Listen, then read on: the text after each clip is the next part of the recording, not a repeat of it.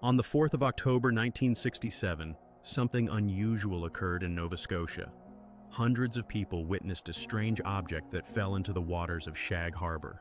This incident, like many others, falls into the category of unexplained phenomena, the origin of which remains a mystery to most. The object glowed with bright lights and slowly descended toward the water, attracting the attention of everyone around. That night, the sky over the Canadian province was cold and windy, but the stars shone brightly, creating a contrast with the unusual flashes that soon became known as the Night of the UFO. One of the witnesses, 12-year-old Chris Stiles from Dartmouth, was about to go to bed when he accidentally glanced out the window. What he saw shocked him forever. Along the shoreline, a strange orange light flowed. "I had never seen anything like it before," he recalls. The slightly foggy weather made it difficult to distinguish details, but Stiles, grabbing his jacket, ran outside to get a closer look. He was one of the first on the shore and saw a strange orange sphere that was 20 meters away from him. The color was like that of intensely heated metal, he describes. The object hovered above the water at a height of about 4 meters, breaking the silence. "I felt a chill, and after a few minutes I ran away from there."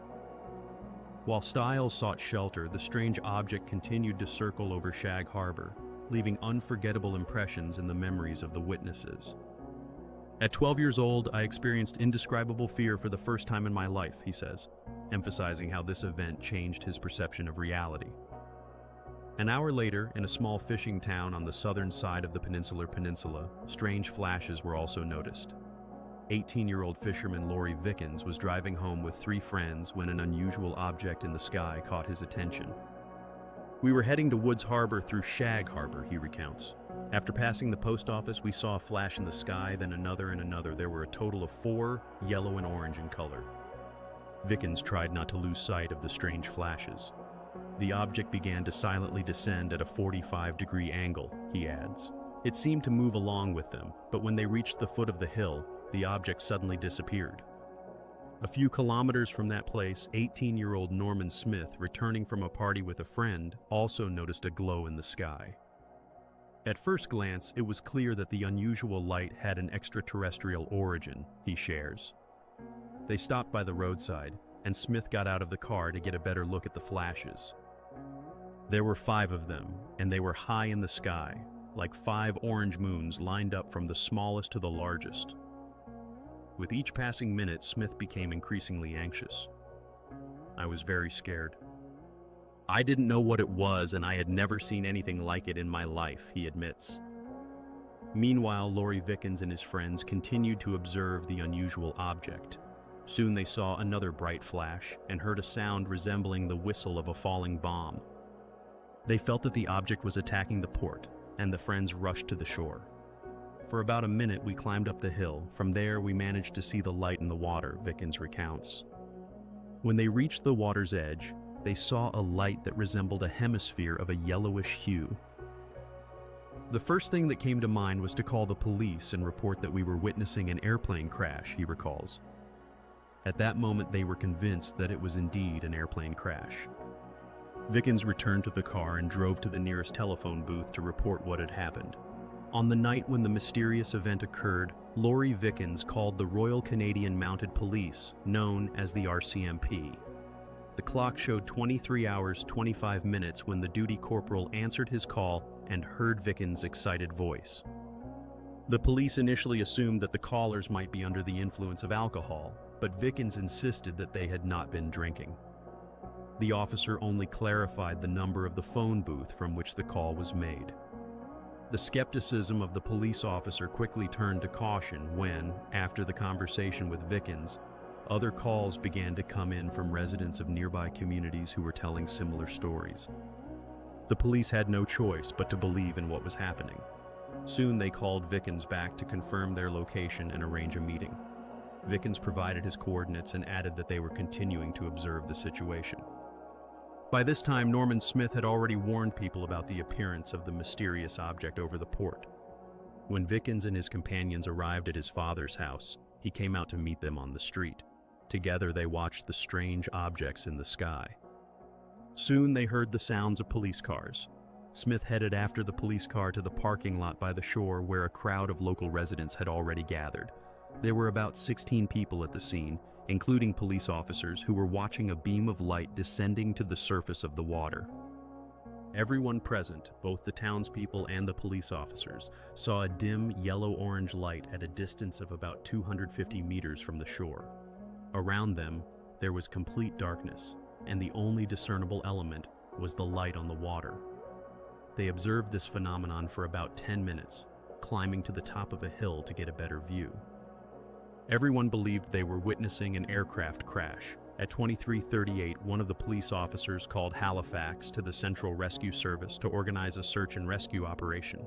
The police officers also contacted the nearest Coast Guard station, and the lighthouse keepers raised the alarm. That night, one of the lighthouse duty officers received a message about searching for an object that had crashed in the harbor. Meanwhile, the police officers began their own investigation. They set out to the presumed crash site on local fishermen's boats, and the townspeople actively participated in the search. One of them approached the house of Vikens, and her husband, looking out the door, saw a police officer. They were informed that some object had fallen into the water in the harbor, and it was likely an airplane.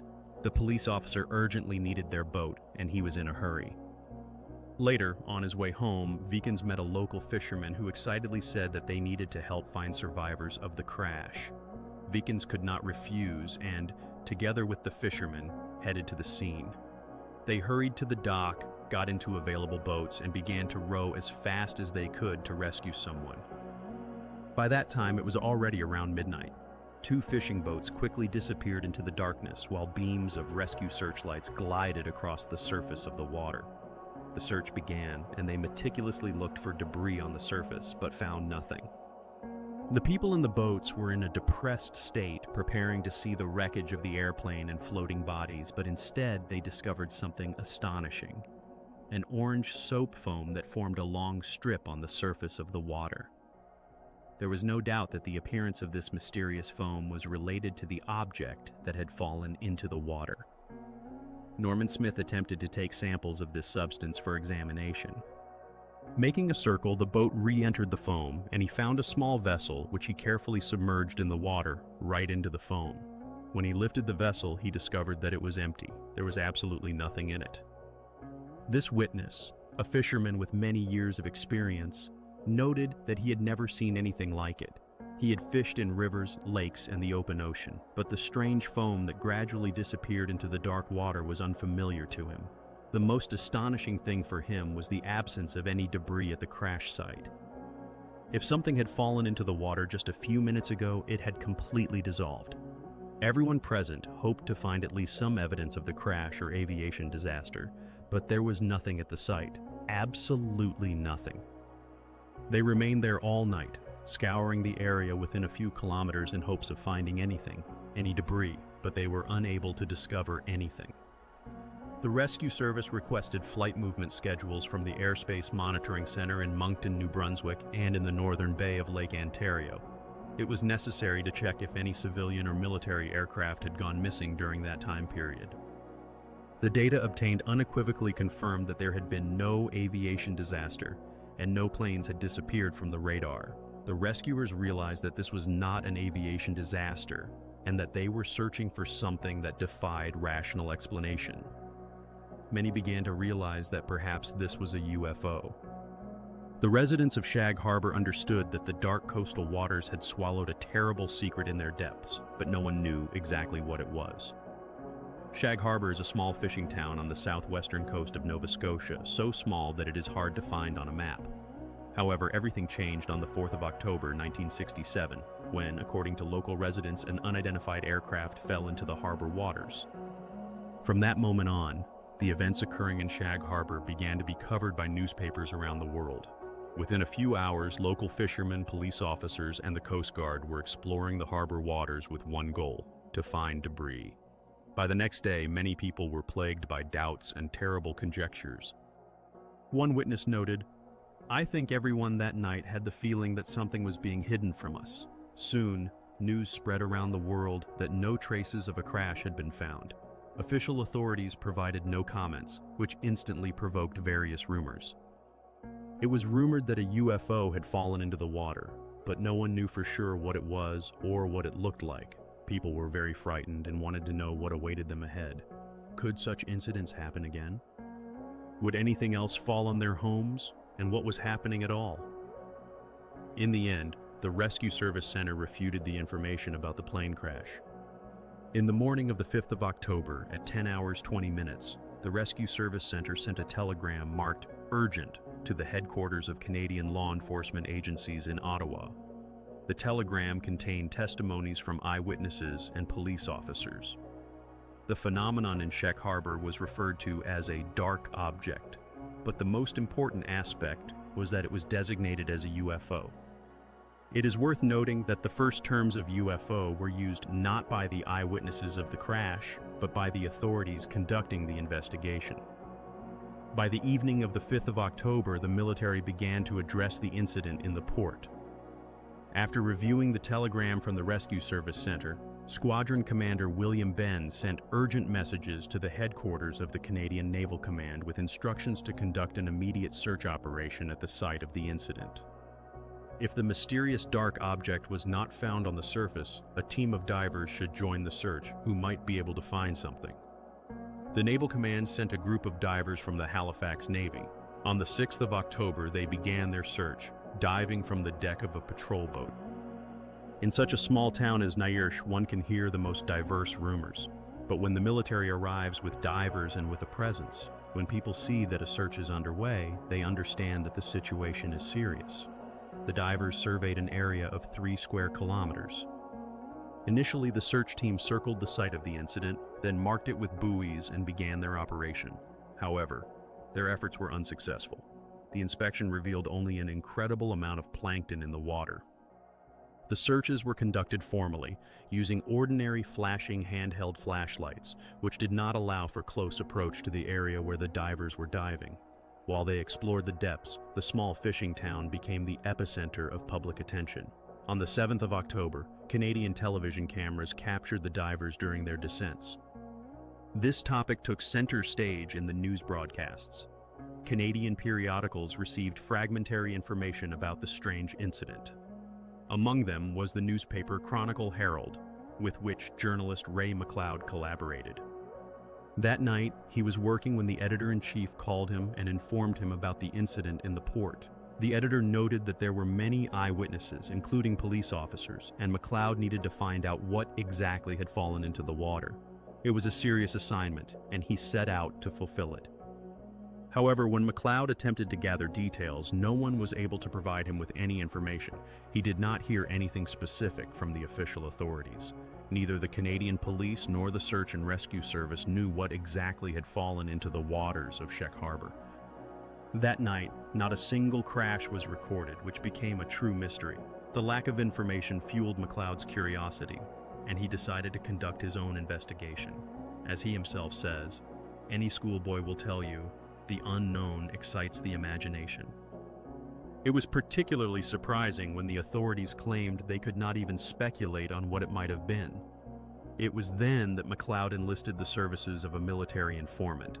The informant directed him to Ottawa to Commander William Benn, who was conducting investigations into UFO cases within his air division. What McLeod learned about Shek Harbor came as a surprise to him. William Benn informed him of several instances of UFO contacts that had actual confirmations. His account was published in a newspaper, which became a sensation. On the 7th of October 1967, the material prepared by McLeod was printed on the front page of the ultra-conservative newspaper Chronicle at Garrett. When he saw his article, he thought, "My God, what have I done?" He did not expect the headline to be so loud. The title of the article was printed in huge letters and added fuel to the fire. Rumors began to spread throughout the city once again. McLeod's article was discussed in all corners of Canada, but it intrigued the residents of Shek Harbor the most, where the search for the unidentified object continued. On the 7th of October, the Naval Command sent 3 more divers to the crash site. The search continued while the townspeople awaited answers that never came. McLeod believes that the results of the investigation were carefully concealed. "We were not informed of anything. Some officials even said they were forbidden to discuss the topic," he recalls. The residents hoped that soon they would be told that it was indeed an aviation accident and that the plane had been found on the ocean floor. But nothing of the sort happened. On the 8th of October, the military concluded their operation. Official sources reported that the 3-day search yielded no results.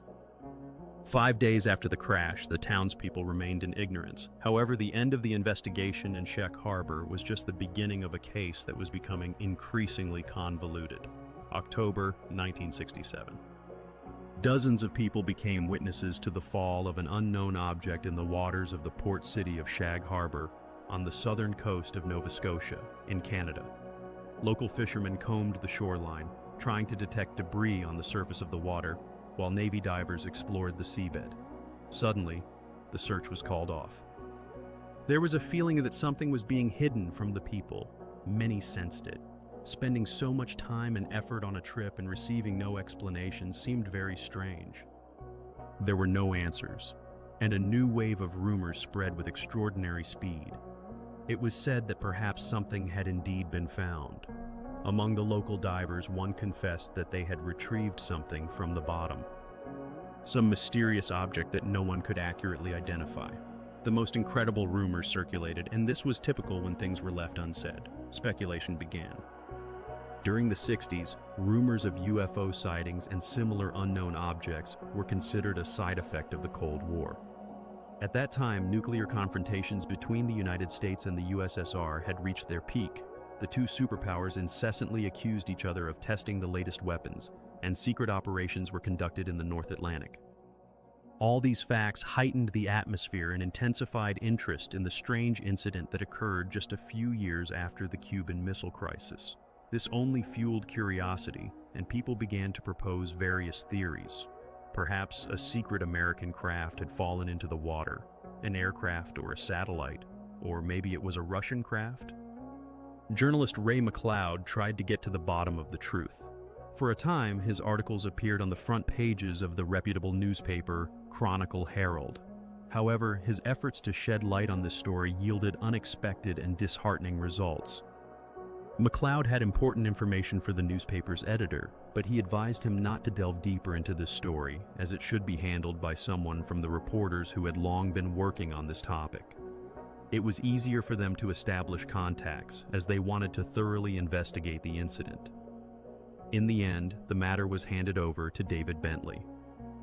McLeod knew that Bentley had met with scientists to gather information that would refute the facts of UFO sightings. He only consulted those scientists who held a dismissive attitude towards so-called UFOs and denied the very possibility of their existence. Bentley's main ally was the astronomer priest Michael Bourke Gaffney, who, being a Jesuit, viewed such phenomena with skepticism. He had his own point of view, and he always tried to calm the human passions surrounding unidentified objects. A few weeks after the unusual incident, Michael Bourke Gaffney held a public discussion about the events in Shag Harbor, attempting to soothe the people. He explained that 94% of so-called UFOs are ordinary natural phenomena, such as meteorites. While the priest was presenting his arguments, Stiles was curious about what exactly William Benn's group had discovered. There were rumors that something specific might have been found in the harbor waters. Stiles asked Bentley why he wouldn't go to Ottawa to see Squadron Commander William Benn. To which Bentley replied that such a person did not exist, and there was no such squadron in Ottawa either. He advised Stiles to forget about that story. Was the Chronicle Herald under pressure from Canadian authorities? McLeod realized that this story would never make it into the newspapers. It was hard to accept that he could not use his connections and contacts to convey the truth to the people. After all, they had the right to know what had happened there. The journalist felt helpless when he could not do so. Soon, representatives from Canadian television crossed the border of their country and headed to the University of Colorado to meet the renowned physicist Edward Condon. Condon and his group were conducting research for the United States Air Force under a contract worth $500,000. The scientists were tasked with providing an independent assessment of the UFO phenomenon. Condon had observed similar phenomena around the world and became interested in the events in Shag Harbor.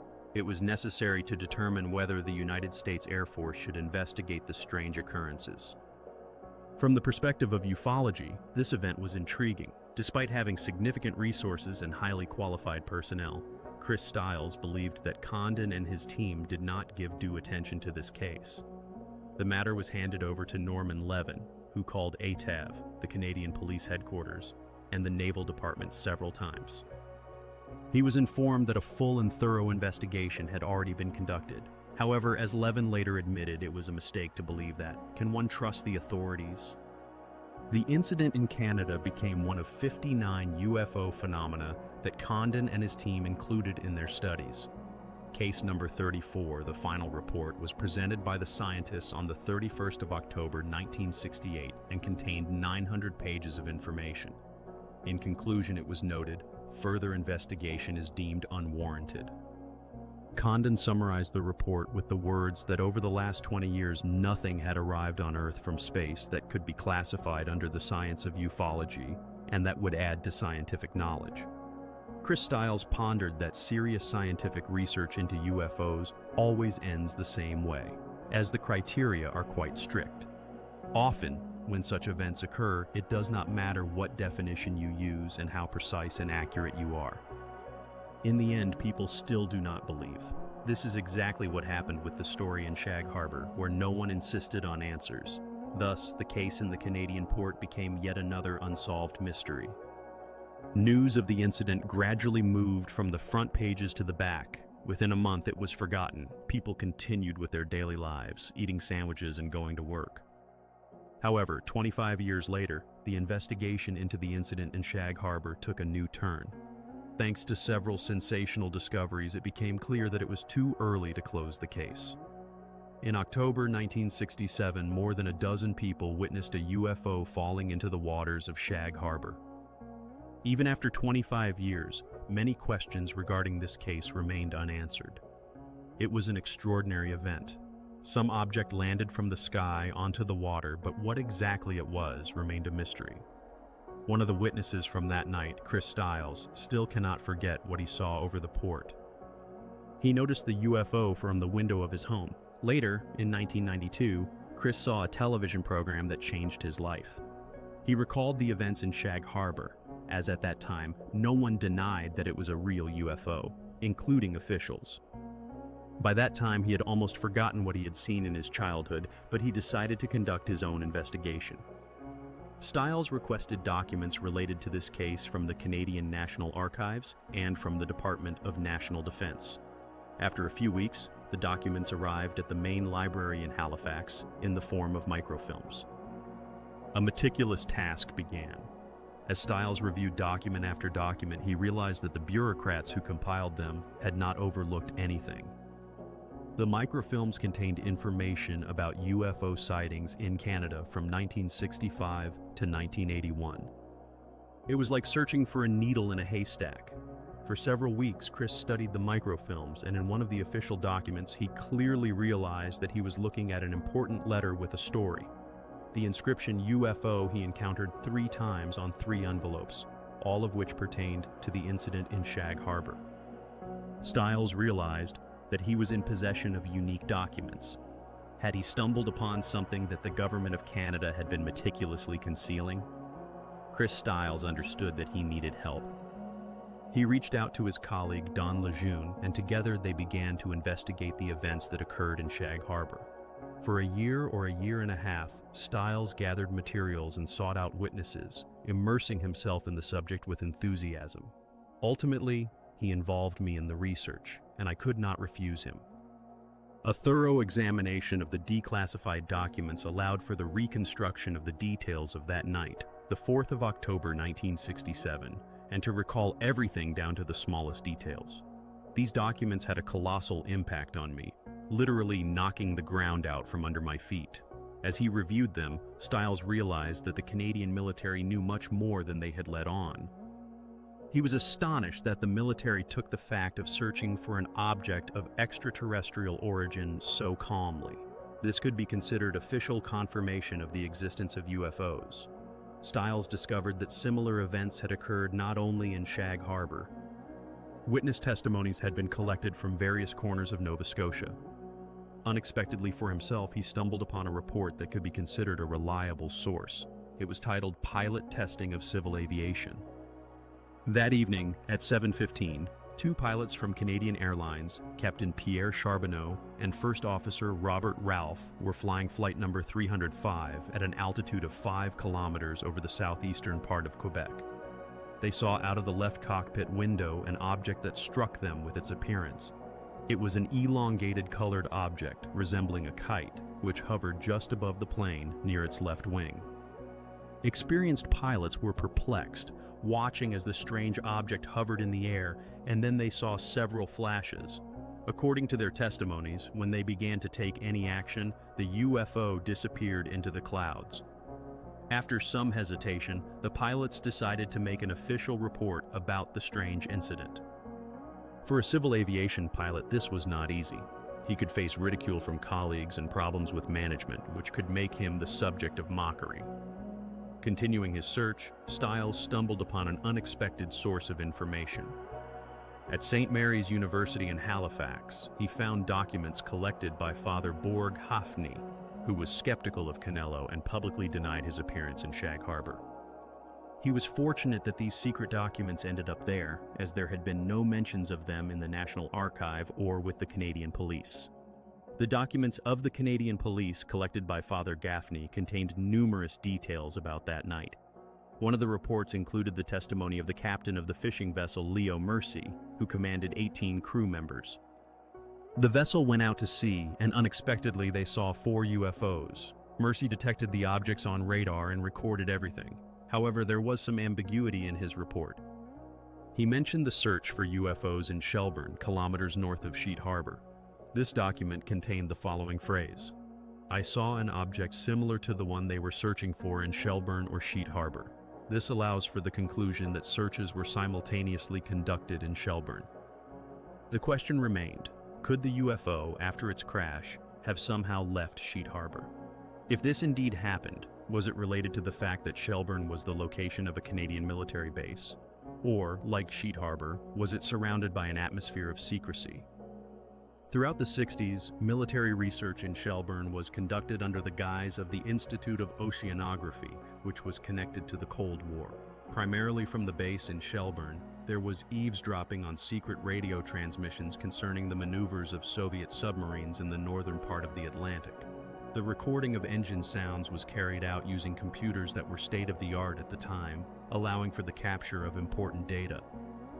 This was done in preparation for possible conflicts that could arise during those times. There was a question: could the Canadian authorities, using the technical capabilities of submarines, determine the location of the sunken UFO? Simultaneously, rumors arose about whether the United States Air Force was conducting secret searches in Shelburne while public attention was focused on the events in Sheet Harbor. Chris Stiles, continuing his investigation, decided to find and interview the divers who explored the depths of Sheet Harbor. On the 4th of October 1967, he witnessed a strange phenomenon in the sky over Nova Scotia, and thereafter attempted to determine what exactly had happened. Stiles examined declassified government documents that spoke of the search for a UFO that supposedly crashed into the waters of Sheet Harbor. The official authorities claimed that they found nothing at the crash site, but Stiles had reason to believe that the divers might uncover some secrets. Not everyone agreed to speak with him, but those who dared shared interesting information that differed from the official statements of the media. On the 9th of April 1993, one of the divers agreed to give an interview on the condition of complete anonymity. He shocked Stiles by revealing that they had indeed discovered something underwater, but not in Shag Harbor. According to him, the search had moved to Shag Harbor, and they knew that the object was located on the bottom, 40 kilometers from the military base in Shelburne.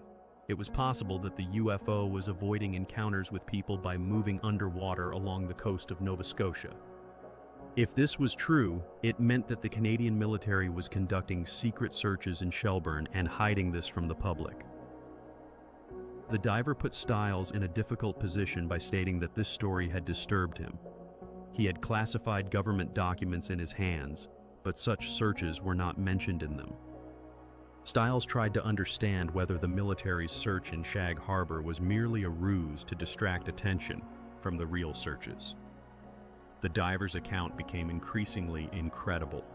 When the divers arrived at the site, They submerged in the water above the supposed object and saw it, as well as discovered another object that, according to them, was assisting the first. Stiles did not know how to react to this information, as it completely contradicted the official data. The diver reported that U.S. Air Force ships and Canadian vessels had dropped anchors over the objects and were tracking their every movement. When he and his partner submerged, they saw living beings surrounding the fallen object. However, the Canadian diver's story did not end there. He stated that the U.S. Air Force had studied the objects for 7 days, but the operation was abruptly halted due to the appearance of a Soviet submarine that crossed Canadian territorial waters. In this critical situation, the ships had to set out to intercept the submarine. After some time, both UFOs began to move toward the Bay of Maine, surfaced, and flew away, thereby thwarting the operation to apprehend them. The question arose: were there any other witnesses who could confirm this fantastic story of the diver? Had anyone seen these mysterious objects that appeared over Shelburne? On the 11th of October, exactly 1 week after the events in Shag Harbor, people once again noticed a strange light in the sky. It was seen by a family living 55 kilometers from Shelburne. At the same time, they observed the so-called Lachlan Cameron and saw how 2 glowing objects rose into the sky above Shag Harbor and disappeared into the distance.